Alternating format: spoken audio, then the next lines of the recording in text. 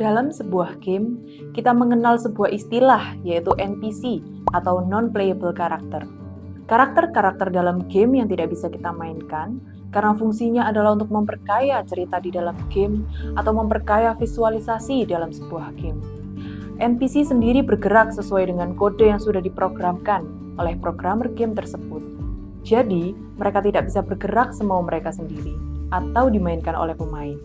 Film Free Guy yang dibintangi oleh Ryan Reynolds bisa memberikan gambaran yang cukup jelas tentang NPC.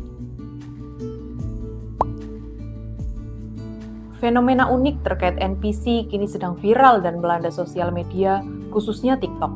Bagaimana caranya? Tren ini sebenarnya sudah dimulai sejak 2 tahun lalu.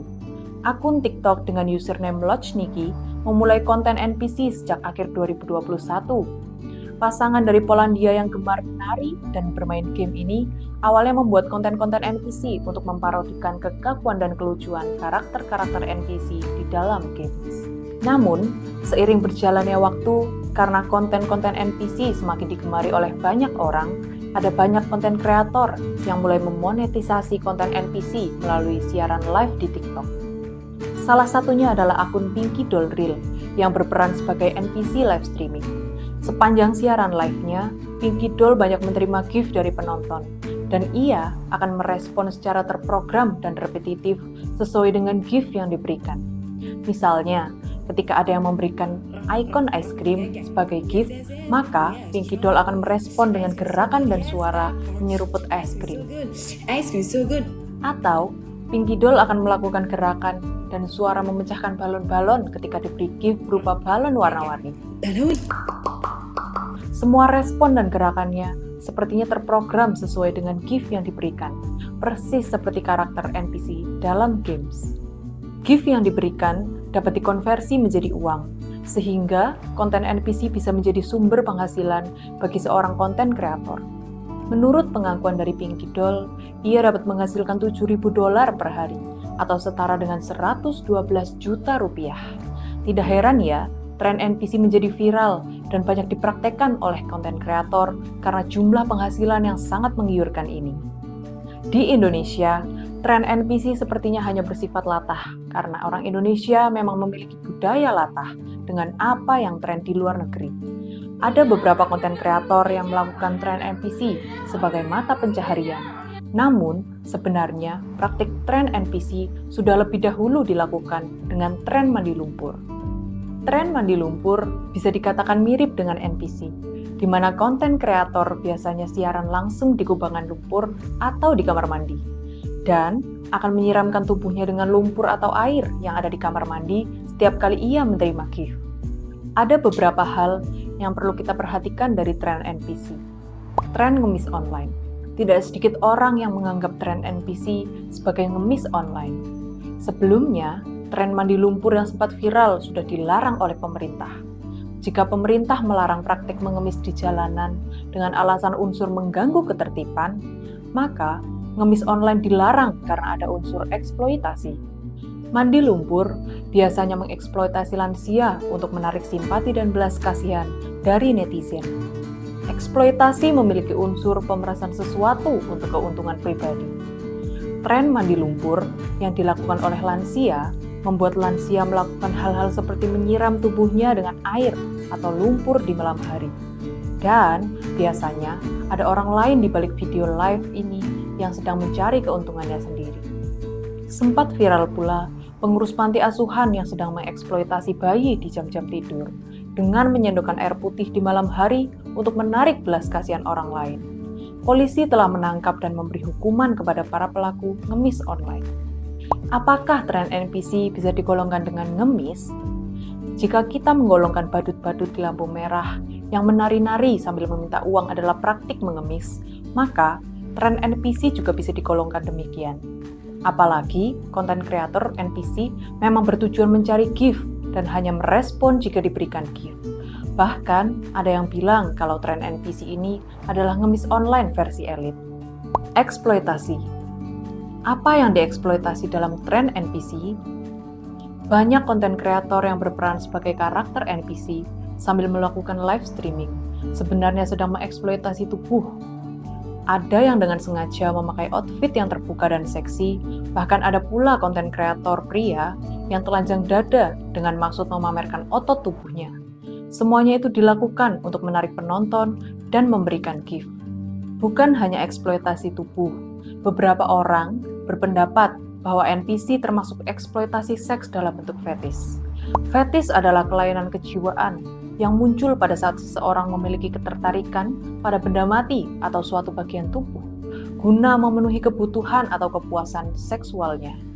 Dalam hal ini, beberapa konten kreator berdandan dan berperilaku seperti boneka seks dan membuat gerakan-gerakan sensual.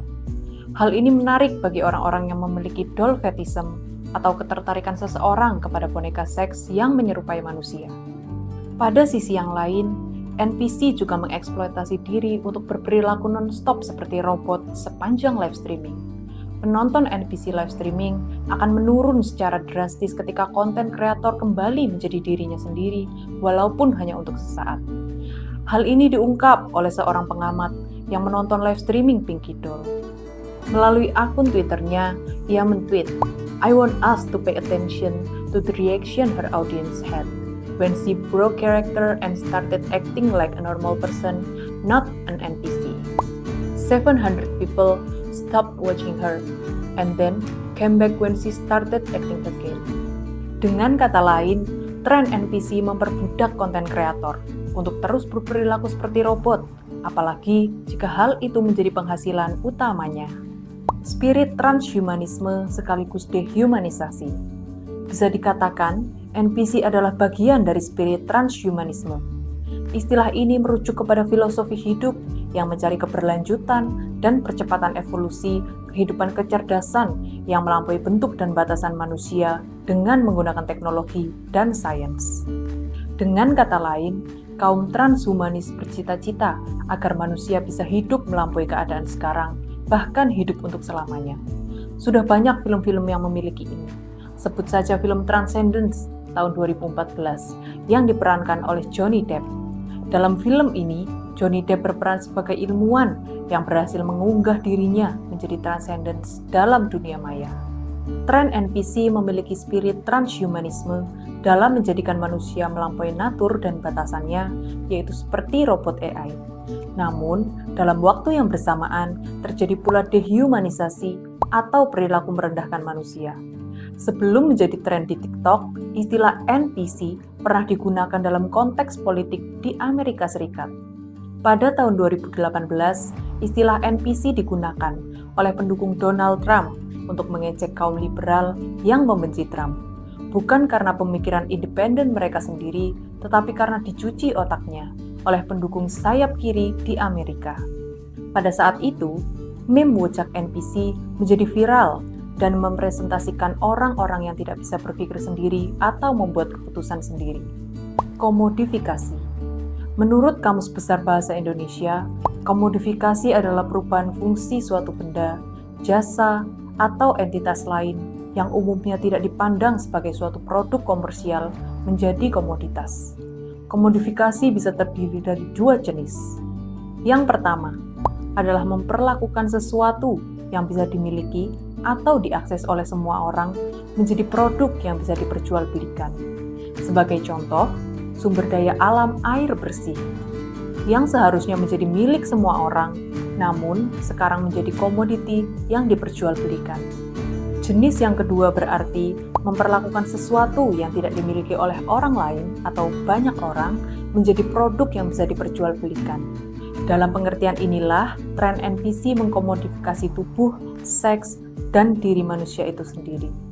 Gift yang diberikan oleh penonton NPC live streaming merupakan imbalan dari apa yang mereka terima atau nikmati dari tayangan tersebut. Ini merupakan transaksi atas produk yang diperjualbelikan.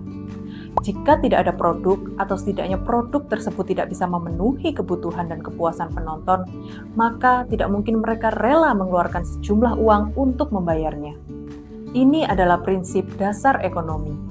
Dalam hal ini, tren NPC telah mengeksploitasi, memonetisasi, dan mengkomodifikasi tubuh, seks, dan diri manusia, yang seharusnya hanya menjadi milik diri sendiri.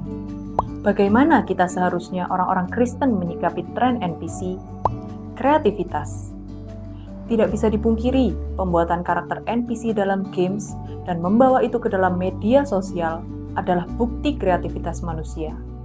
Apa yang dilakukan oleh para konten kreator yang awalnya memparodikan kekakuan dan kelucuan karakter NPC dalam games adalah pengembangan yang positif dan dapat menghibur orang lain. Namun karena kecenderungan dosa, manusia selalu mencari dan mendapatkan celah untuk mengubah yang baik menjadi tidak baik. Yang awalnya adalah hasil kreativitas yang menghibur, berubah menjadi eksploitasi dan komodifikasi. Allah memberikan manusia akal budi untuk bisa berkreasi, karena Allah sendiri adalah Allah yang kreatif. Allah menciptakan alam semesta yang lahir dari kreativitas Allah itu sendiri. Kreativitas Allah tercermin dalam keindahan, keagungan, sekaligus kompleksitas alam dan diri manusia. Kreativitas Allah diberikan kepada manusia untuk menggenapi tujuan mulia Allah. Jika perspektif kreativitas ini ditonjolkan dalam kita membuat konten media sosial atau dalam setiap hal yang kita lakukan, kita mencerminkan kreativitas Allah dalam diri dan dapat menyatakan Allah kepada semua orang. Kekudusan. Allah tidak saja memberikan kreativitasnya kepada manusia, tetapi juga kekudusannya. Kuduslah kamu, sebab Aku, Tuhan, Allahmu kudus. Pengertian kudus memiliki dua pengertian, yaitu identitas dan moral hidup. Sebagai orang-orang percaya, kita telah ditebus oleh Allah untuk menjadi anak-anak-Nya. Ini adalah identitas kita yang baru, yang dimana kita dikuduskan dari dunia. Namun, identitas baru kita ini menyeratkan juga kekudusan di dalam moral hidup kita, yaitu menjauhi dan membenci dosa. Kedua pengertian ini saling berkaitan dan melengkapi. Kita tidak bisa memilih salah satu. Kekudusan juga harus menjadi unsur utama bagi para konten kreator Kristen dalam membuat konten. Kekudusan tubuh, seks, identitas diri sebagai pemberian Allah yang harus dijaga dan dipergunakan untuk kemuliaan Allah. Dalam teologi tubuh, yang dikatakan bahwa tubuh harus mampu membuat yang rohani, yang ilahi, yang tidak terlihat menjadi terlihat. Dengan kata lain, tubuh kita harus digunakan untuk menampakkan kehidupan kerohanian kita dan kemuliaan Allah. Masih banyak ruang kreativitas konten yang bisa mengutamakan kekudusan. Tidak hanya hal-hal yang mengeksploitasi dan yang mengkomodifikasi bisa menghasilkan penghasilan. Orang Kristen bisa juga membuat konten yang edukatif untuk membuka dan menambah wawasan banyak orang. Gambar dan rupa Allah. Praanggapan dasar dari transhumanisme menempatkan manusia sebagai produk evolusi dan memiliki otonomi untuk merencanakan dan memilih hidup mereka. Hal ini bertentangan dengan Alkitab yang menyatakan bahwa manusia adalah ciptaan Allah dan memiliki struktur bergantung sepenuhnya kepada Allah. Dalam penciptaannya, manusia dijadikan menurut gambar dan rupa Allah, yang berarti manusia mencerminkan kemuliaan dan keberadaan Allah. Spirit transhumanisme sendiri yang bertujuan untuk menjadikan manusia abadi dan dapat menikmati kebahagiaan tak terbatas sama sekali tidak menjanjikan, karena pada dasarnya manusia memiliki natur dan kecenderungan dosa untuk merusak kehidupan. Sebagai gambar dan rupa Allah, kita tidak sepatutnya mendehumanisasi diri dan sesama, seperti robot yang tidak dapat berpikir atau memutuskan sendiri. Allah memberikan manusia akal budi dan hikmat untuk berpikir dan membuat keputusan. Dari pemaparan di atas, setidaknya kita diharapkan untuk memiliki hikmat dan bijaksana dalam menggunakan media sosial. Bagi para konten kreator, kita bertanggung jawab untuk membuat konten-konten yang mencerminkan diri kita sebagai gambar dan rupa Allah. Bagi para pengguna media sosial, kita pun didorong untuk lebih berhikmat dan bijaksana dalam bermedia sosial untuk memuliakan Allah. Konten-konten kesukaan kita dapat mencerminkan siapa diri kita yang sesungguhnya. Sudahkah Anda bermedia sosial dengan bijaksana? Mau tahu lebih banyak tentang worldview? Tunggu video kami selanjutnya.